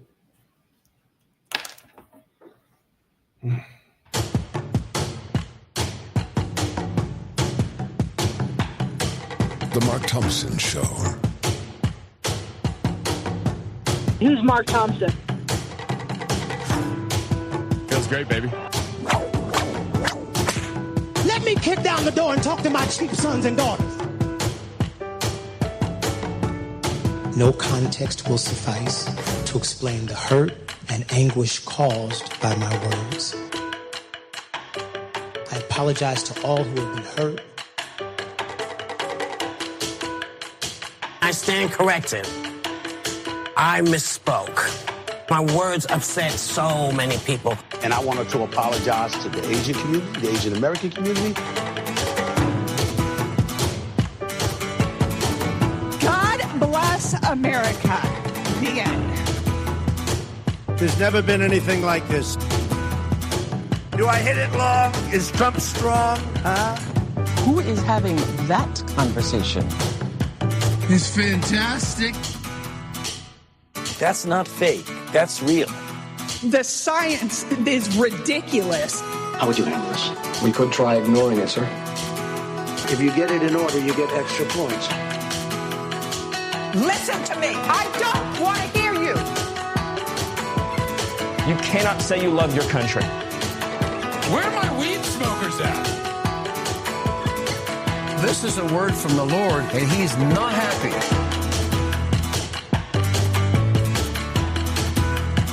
There is no defense for my conduct. It was wrong, it was stupid, and I'm trying to be a better person. Don't ever use that word. You get nothing. What's a guilty pleasure to you, though? Seriously, what the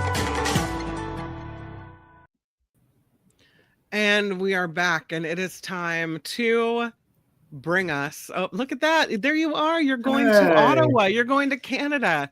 13 days. Tickets are running out. Get those tickets, Ottawa people. What? One night only. This is May 29th in Ottawa, and they get the Trump treatment from you. They do. It's a very special and intimate affair to be alone in a room with Donald Trump for 90 minutes. I heard you're very big in Canada right now. People are flocking to you. They are. I sold very well.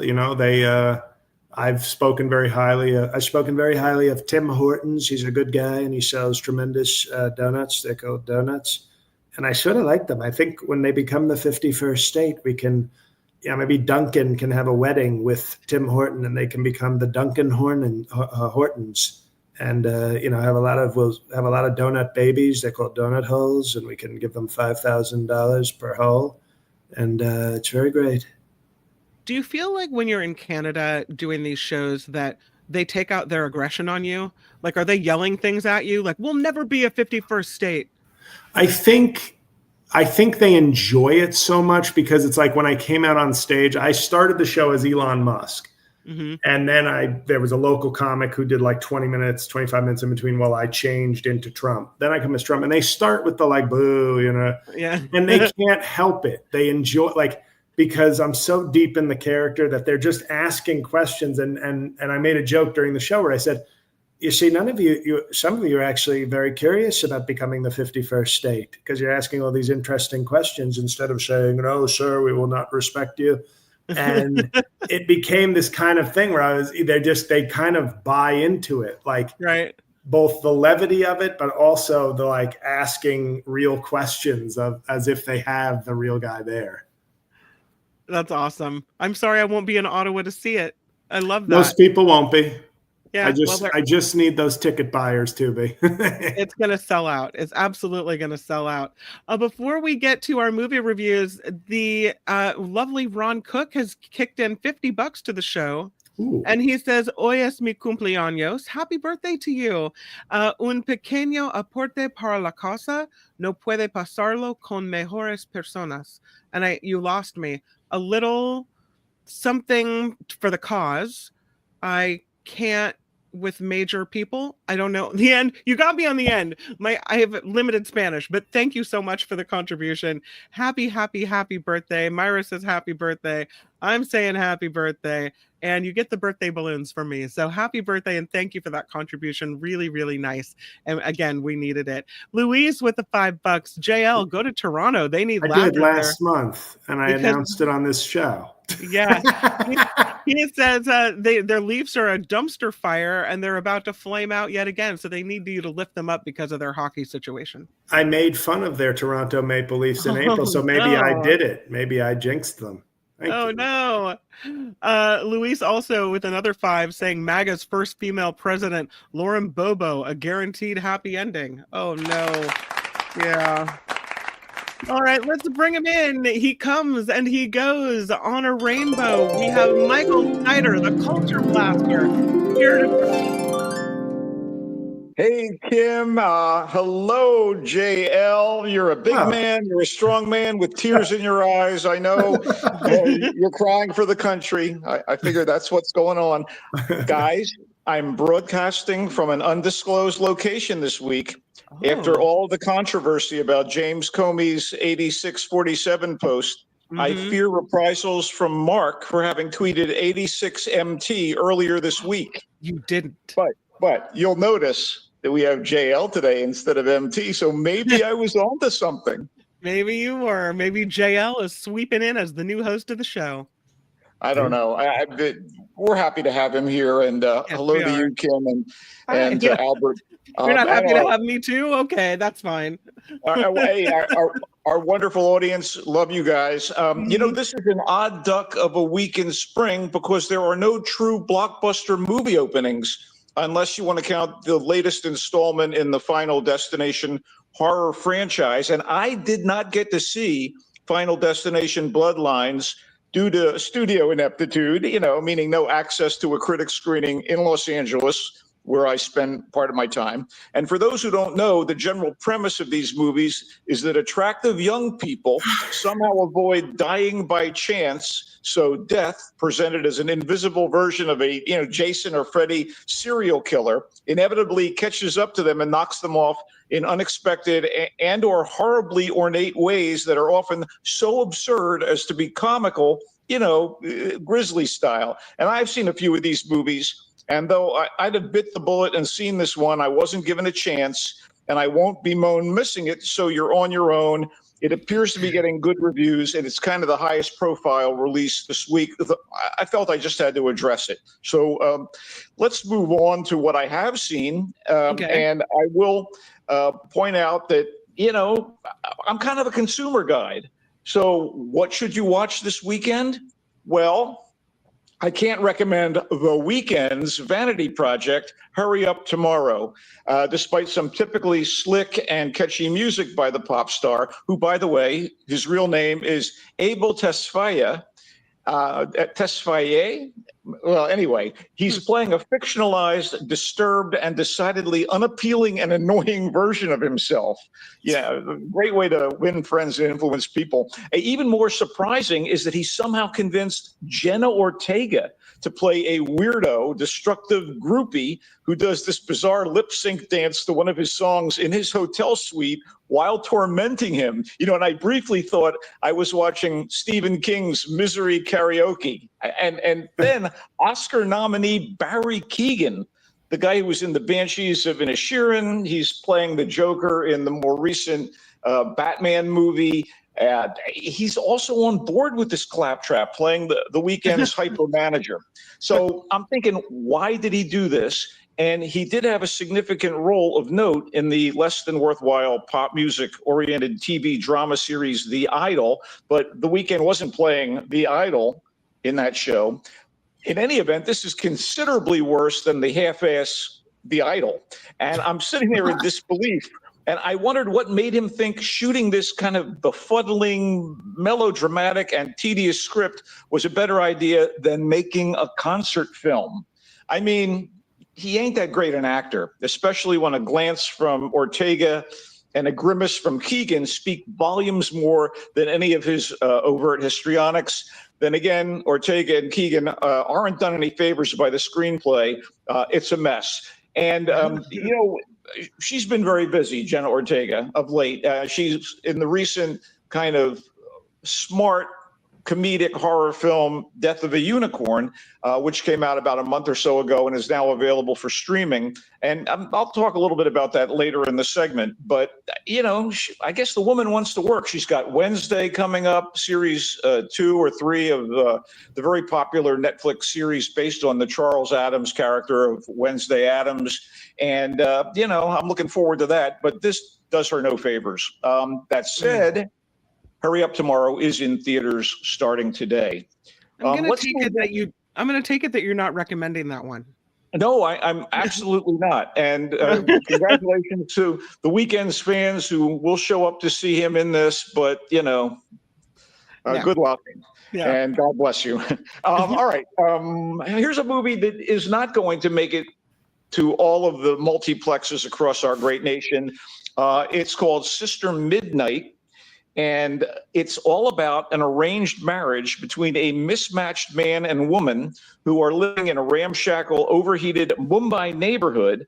And this marriage goes more and more off the rails in Sister Midnight as nobody's needs are being met. And as the title suggests, the movie focuses on the woman in the couple, Uma, who is, by the way, brilliantly played brilliantly played by Radhika Apte. And she is a real find, and she's comedic and she's dramatic and she's, attractive in her way, although she looks like a mess part of the time.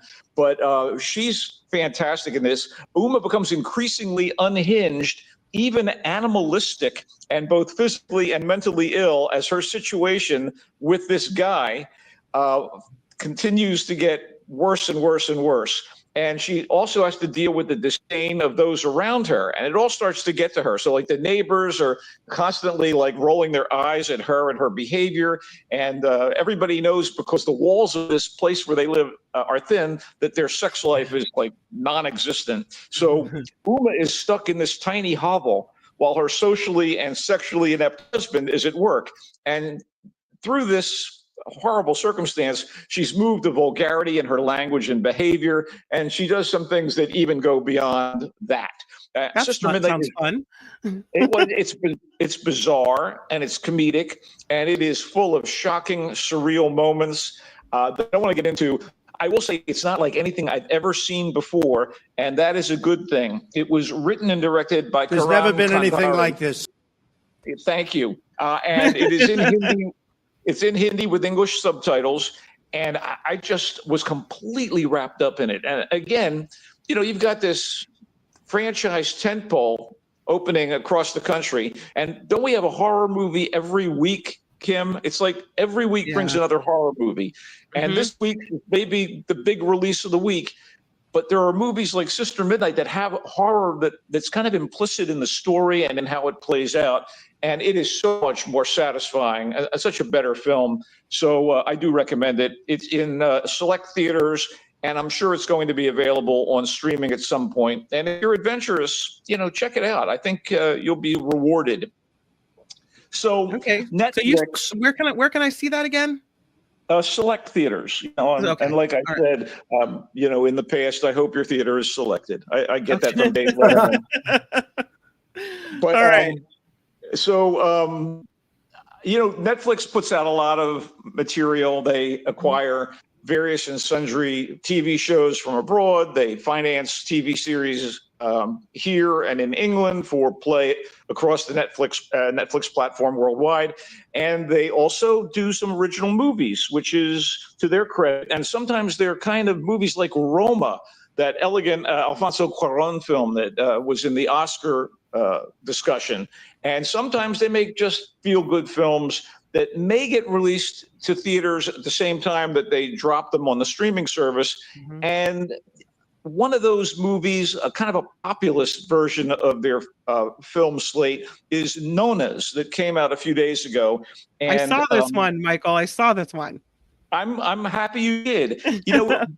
Vince Vaughn stars in this heartwarming comedy. I don't know what else to call it. It's based on a true story or a true circumstance. And he may be kind of a smirky snark machine with a questionable politics. And yes, he is. But he brings just enough actual heart to his performance in Nonas. And the rest of the cast here is so legit and so deeply invested in what they're doing that it rises above the pitfalls that might befall such a potentially over-sentimental movie, which again is based on a true story and situation. Vince Vaughn works in the Metropolitan Transit Authority in New York. And he is the son of an Italian family.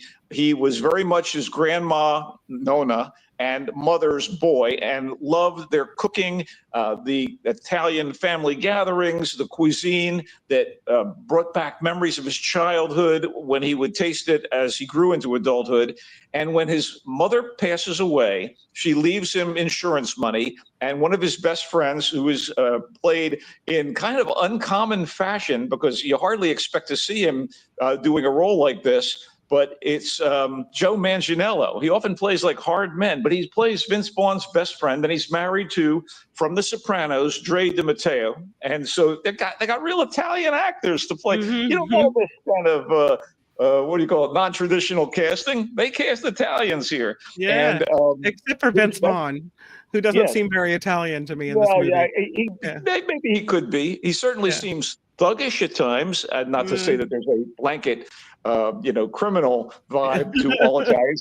I happen to be in a family where my brother married an Italian woman. I love her dearly. The kids are part Italian. And I will say that I love the cuisine. So this really touched me. And the cooking foodie sequences where they're making the Italian food is wonderful. But the food that his grandmother and mom made him was so important to him that when he gets this money, he decides he's going to open a restaurant in Staten Island that is going to feature that kind of Italian home cooking. And to that end, having lost his grandmother and mom, he reaches out to find elderly Italian women who have cooking skills and want to bring their family recipes to this restaurant. And it'll be something like thoroughly legit and wonderful. And among the women that he recruits who are older and of the right ethnic circumstance, Brenda Vaccaro, Talia Shire, and Lorraine Bracco. And again, not Italian, but Susan Sarandon plays the most glamorous of these granny-aged women who has a facility with pastry and was a longtime friend of the family's. And they try to make a go of it with this restaurant. And there's a kind of a romance that's written into this, featuring one of my favorite actresses, Linda Cardellini, who plays an old high school girlfriend of the Vince Vaughn character, and they reconnect, and there's all of that going on. But it's corny, and it's obvious, and it leans on platitudes and hazy memories of family gatherings in like homey, boisterous, loving Italian households, complete with all these favorite Italian-American needle drops like Funicula, and Lazy Mary, but it works for what it is. So, I give it a recommendation. It's directed by Steven Chbosky, who directed Dear Evan Hansen, Wonder, and The Perks of Being a Wallflower, so he does have a skill set.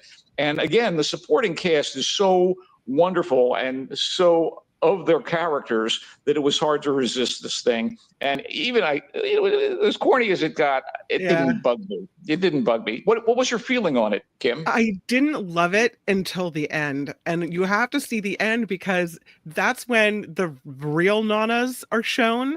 And I was in tears because the real nanas are amazing. The grandmas from all, and it ended up that this restaurant branched out from Italian food to all the different grandmas in the New York area, that brought in their own style of food. And this restaurant is still open and it's still going. And these old ladies that, they come in and they kind of find new breath and new purpose by cooking this food for people. And so they flash to all the real nanas that are in the kitchen. And it's just the coolest thing to think that this is really happening. So that for me made the movie. Plus, the characters played by Vince Vaughn and Joe Manganiello in real life are best buddies and support one another. And you can see that in the parade of photos over the credits. But, for all of its flaws, I just thought people who like this kind of thing are going to really enjoy this. There's something about this movie that's worth it, I would say. Yeah. And it's on Netflix, so it's super easy to watch, right? Very easy. It was in theaters for a few days, I believe, because, they wanted to do that. But it is on Netflix, so it's simple. Now available on streaming, as I mentioned earlier, Death of a Unicorn. We didn't cover it when it was first released because, again, there was some kind of screening glitch or I was overwhelmed. But I kind of enjoyed it. It's a little silly. It's a little perfunctory in some ways and what it does. And the mythology is a little off, but it's a movie that stars an amazing cast led by Paul Rudd and Jenna Ortega as a father and daughter who are on their way to a retreat where Rudd's character's boss, he's a lawyer, is going to lay down some of the stipulations of his inheritance and will for his wife and son.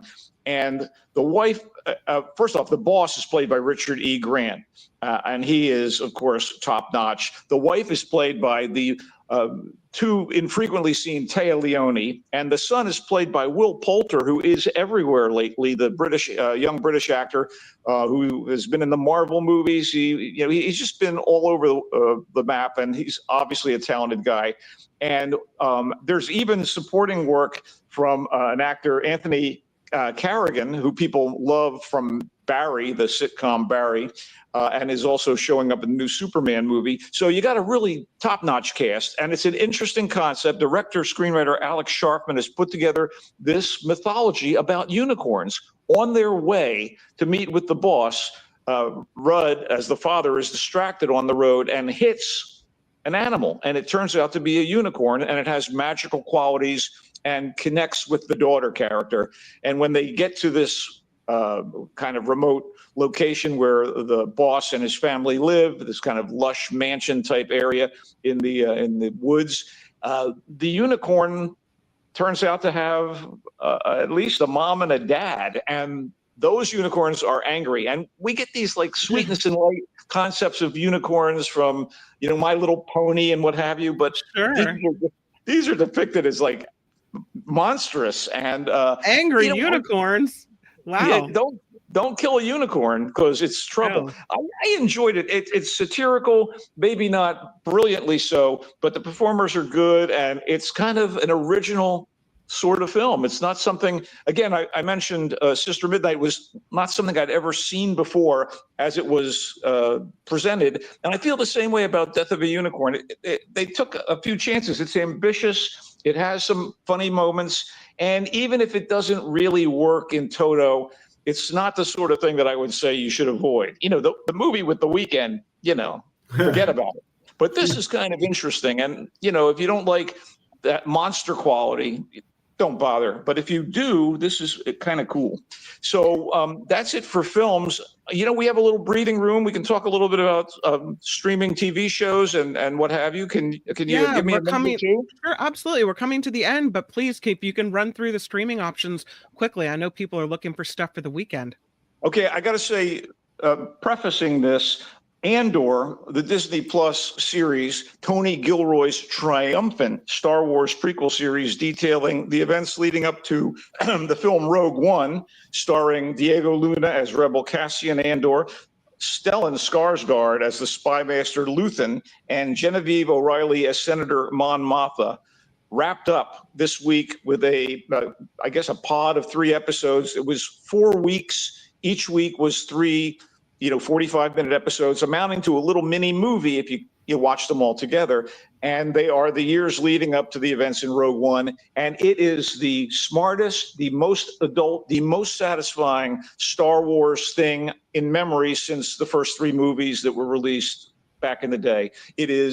It's like spy-fi. You get the science fiction aspects of Star Wars, but you get genuine intrigue, military maneuvers. Someone likened it to the French-Algerian co-production Army of Shadows, which is one of the great quote-unquote war movies of all time that has to do with espionage and political intrigue. Great performances across the board, one of which is by the actress, and she is playing against type here when you see both offerings. Denise Gough. Denise Gough plays a villainous Imperial officer in Andor, and she's monstrous. And yet she shows up in a new TV series called The Stolen Girl, which is on ABC Freeform, playing a flight attendant who is a mother who comes in from work to her British home, and she and her husband live there with their daughter, and she goes to pick up her daughter at a private school in this show, The Stolen Girl. And the girl is apparently playing with a new friend, and the new friend's mom says, hey, they'd like to have a sleepover. She agrees to have the girl go with the mom and her new friend for a sleepover, and then the girl disappears. Oh. And they don't know what's happened to her. This is in the vein of the miniseries adaptations of Harlan Coben's mystery novels. The Stolen Girl is actually based on a novel called Playdate by Alex Dahl. And this woman, Elisa, who has a couple of kids, is completely freaked out. And she is going to move heaven and earth to find her daughter, Lucia, who disappears. Now, what's really intriguing about the casting here is not only do you get Denise Gough playing a character so radically different from her role in Andor, but the other mother is played by one of my favorite actresses, Holiday Granger, who is the assistant on CB Strike, or Strike as it's known in the UK, the terrific detective series that stars Tom Burke, and it's on HBO and HBO Max, and I highly recommended. Self-contained mystery stories, 3 to 5 episodes generally. And Holiday Granger also played Lucretia Borgia in the really cool miniseries The Borgias. Here she plays the other girl's mother, Rebecca, and again, it's not what you'd expect. And the director of every episode of this is Eva Husson, who directed this really cool French movie called Bang Gang, which is a drama about a group of hard partying young people. I highly recommend the Stolen Girl. Highly recommended.